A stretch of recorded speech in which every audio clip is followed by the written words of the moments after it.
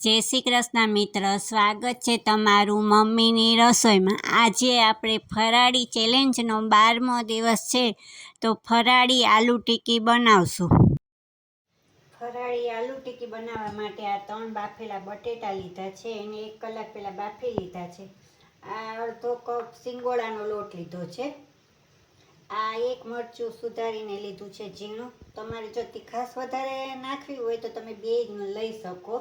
આ ખાંડ લીધી છે, આ મીઠું લીધું છે સ્વાદ પ્રમાણે, આ શેકેલું જીરું લીધું છે ને કોથમીર લીધી છે ને લીંબુનો રસ લીધો છે। હવે આમાં આપણે બધા બટેટા છે એ છીણી લેશું।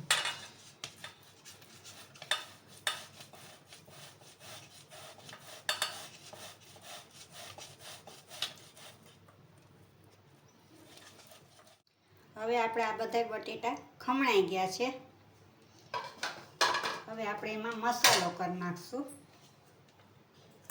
આ લીલા મરચાં છે એ નાખશું, મીઠું નાખશું, આ શેકેલું જીરું છે એ નાખશું, આ ખાંડ નાખશું। આમાં તીખું ને મીઠું ને સ્વાદ સરસ આવે છે। હવે આ લીંબુનો રસ હતો એ નાખશું। હવે આ ધાણા ભાજી નાખશું। હવે એને આપણે મિક્સ કરશું। તીખાશ તમારે જેટલી નાખવી હોય એ પ્રમાણે તમે નાખી શકો।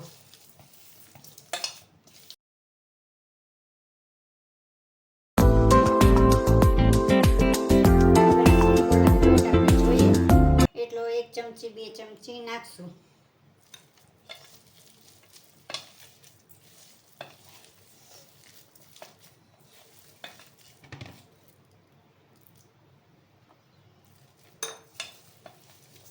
આપણે 2 ચમચી નાખ્યો છે।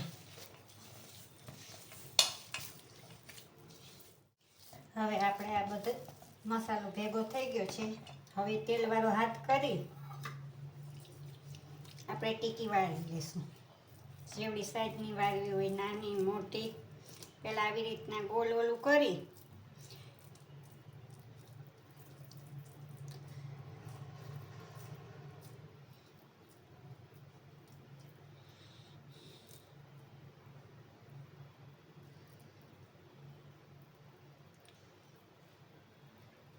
પછી આપણે આ લોટ છે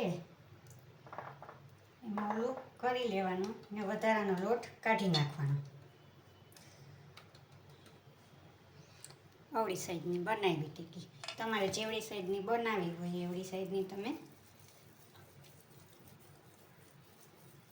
વારી લેવાની, નાની મોટી।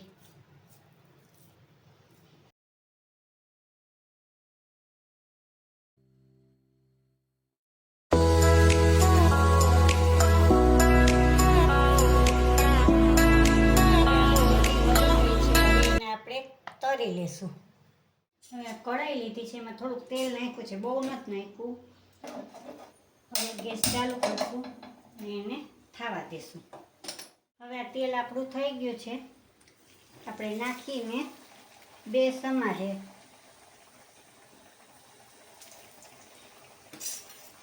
કારણ કે આમાં આપણે ઓછા તેલમાં જ કરવાની છે। આપણે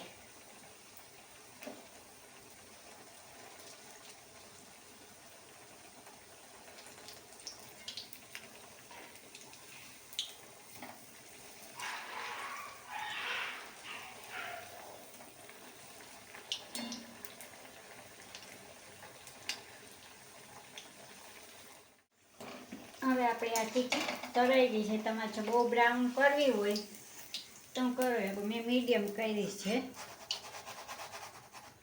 હવે આને આપણે પ્લેટમાં કાઢી લઈશું। હવે આપણે આ ગ્રીન ચટણી બનાવી લઈશું। એમાં બધું આદુ, મરચાં, કોથમીર બધું નાખી જ દીધું છે, ખાંડ। હવે એને આપણે પીસી લઈશું। હવે આપણી આ ગ્રીન ચટણી તૈયાર છે, આપણે એને બાઉલમાં કાઢી લઈશું।